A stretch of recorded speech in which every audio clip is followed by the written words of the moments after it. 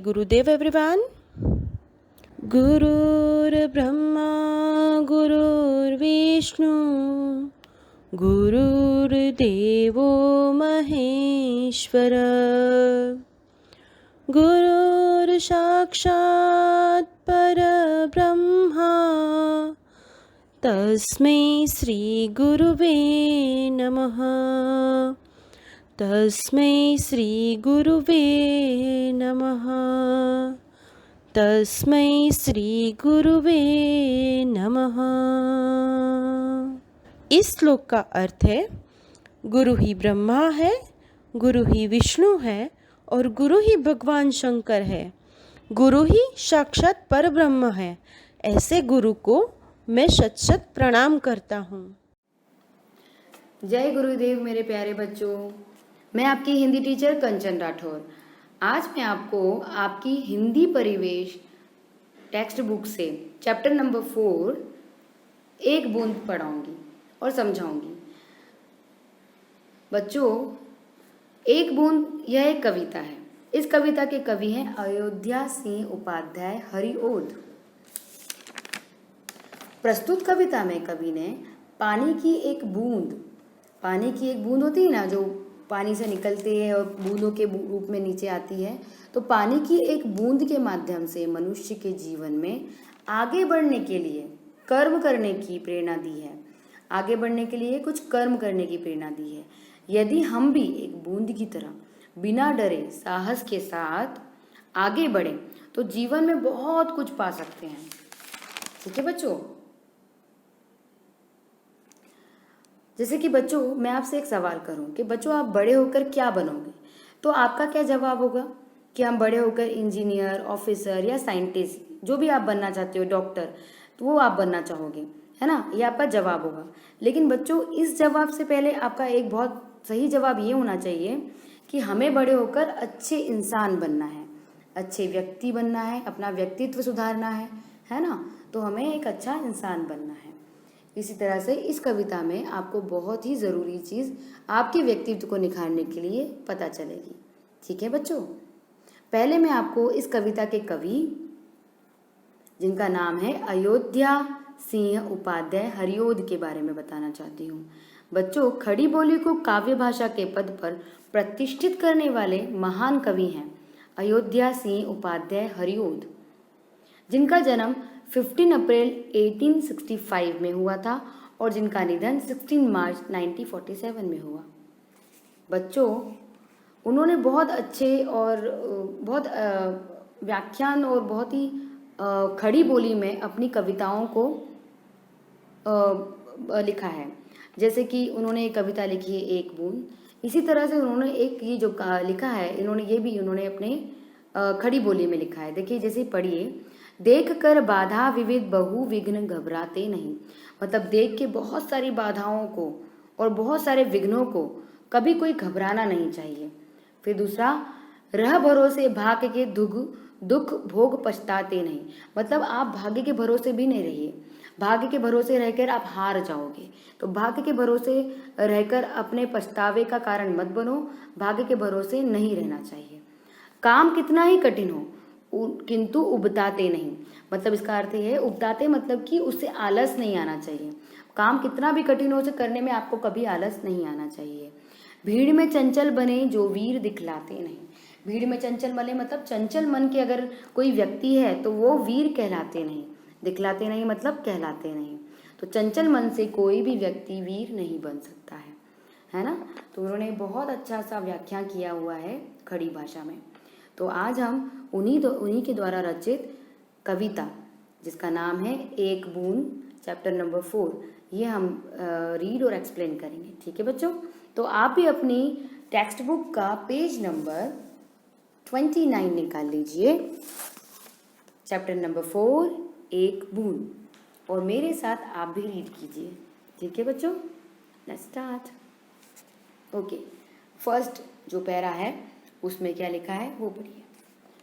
जो निकल कर बादलों की गोद से, जो निकल कर बादलों की गोद से, थी अभी एक बूंद कुछ आगे बढ़ी, सोचने फिर यही जी में लगी, सोचने फिर यही जी में लगी, आह क्यों घर छोड़कर मैं यूं खड़ी। उपरोक्त पद्यांश में कवि कहते हैं कि जैसे ही बादलों को छोड़कर या अपने निवास स्थान को छोड़कर एक बूंद आगे बढ़ी, तब उसके मन में एक डर सा समा गया।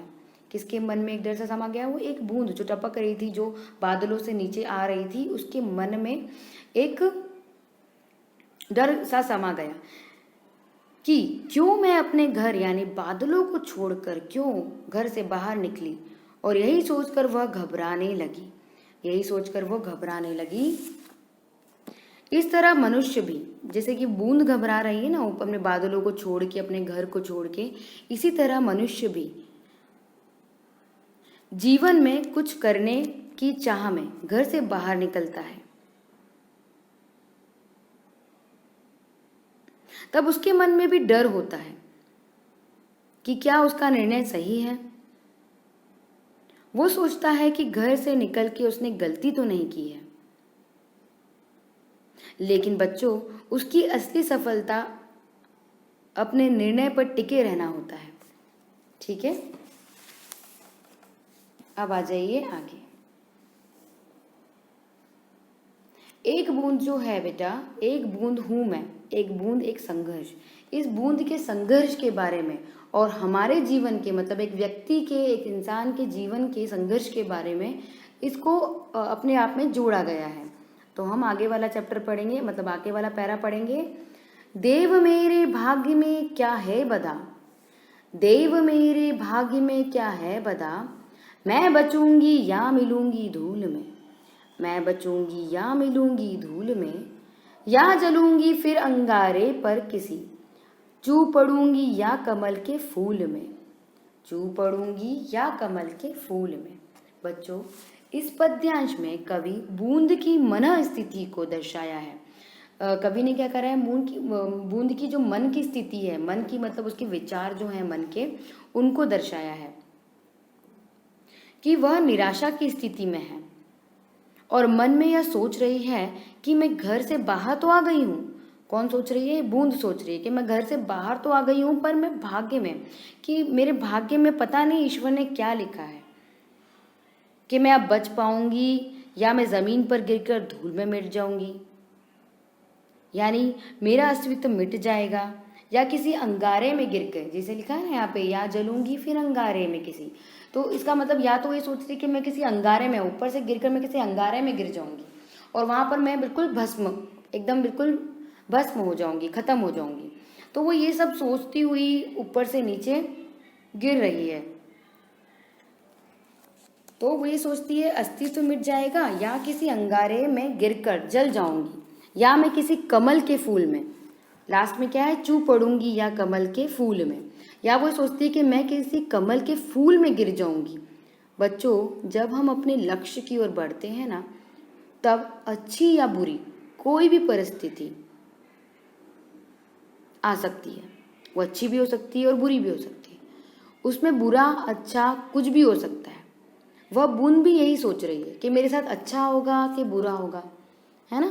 तो यही मनस्थिति के बारे में कवि इस पद्यांश में बता रहे हैं। ठीक है, नेक्स्ट पद्यांश है, बह गई उस काल एक ऐसी हवा, बह गई उस काल एक ऐसी हवा, वह समुंदर और आई अनमनी, वह समुंदर और आई अनमनी, एक सुंदर सीप का मुंह था खुला, एक सुंदर सीप का मुंह था खुला, वह उसी में जा पड़ी मोती बनी।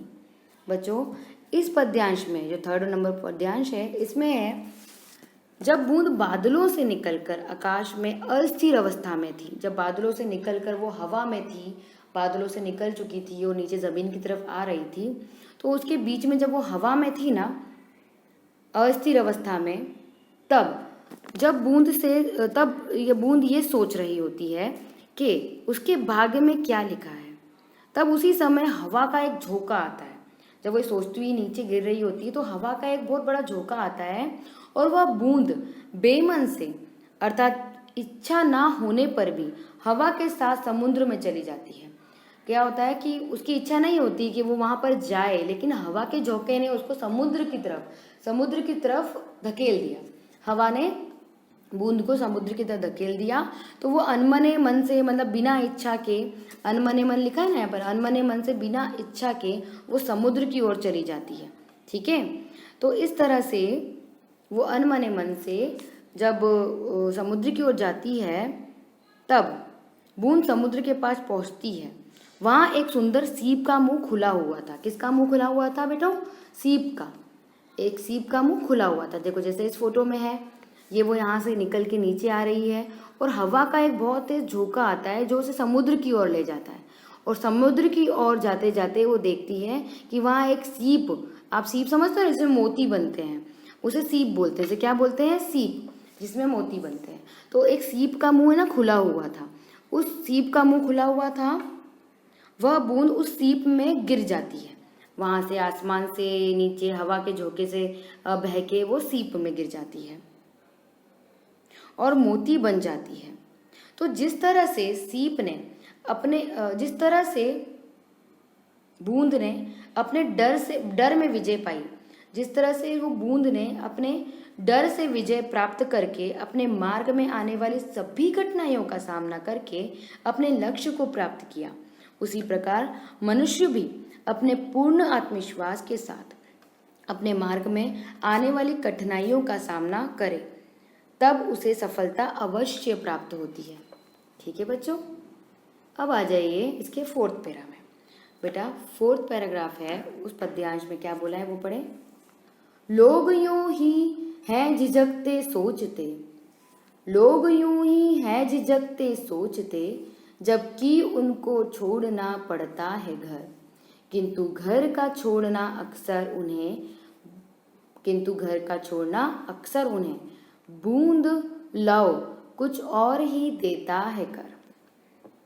अंत में कवि कहते हैं कि लोग जब भी किसी कारणवश अपने सुनहरे भविष्य के लिए अपना घर छोड़ के बाहर निकलते हैं, तब वह घबराते हैं, झिझकते हैं कि पता नहीं क्या होगा, वे सफल होंगे या असफल। लोगों को डरना ही चाहिए, क्योंकि अक्सर उनका घर छोड़ना उन्हें सफल जीवन की ओर ले जाता है। बूंद की तरह उनका भी भाग्य बदल जाता है और वे अपने लक्ष्य को प्राप्त करके समाज में विशेष स्थान बना लेते हैं। तो जीवन में सफलता पाने के लिए यह आवश्यक है कि हम अच्छे कर्म करें, तभी भाग्य भी हमारे साथ देगा। ठीक है बच्चों, एक बूंद कविता से हम क्या समझते हैं? इस कविता में कवि ने एक बूंद के माध्यम से मनुष्य को जीवन में उपलब्धियां हासिल करने के लिए कर्म करने की प्रेरणा दी है। जैसे बूंद बादलों से अलग होकर एक सीप में गिरी और मूल्यवान मोती बन गई, अर्थात आशावादी रहकर मनुष्य जीवन में सफलता प्राप्त कर सकता है। ठीक है बच्चों, तो ये हमारा चैप्टर रीड और एक्सप्लेन हो चुका है। इस चैप्टर से रिलेटेड कोई भी डाउट अगर आपको हो तो आप ऑनलाइन क्लासेस में मुझसे पूछें। इसके अलावा इस वीडियो को आप ज़रूर ध्यान से देखें और सुनें। ठीक है बच्चों, नमस्कार, जय गुरुदेव।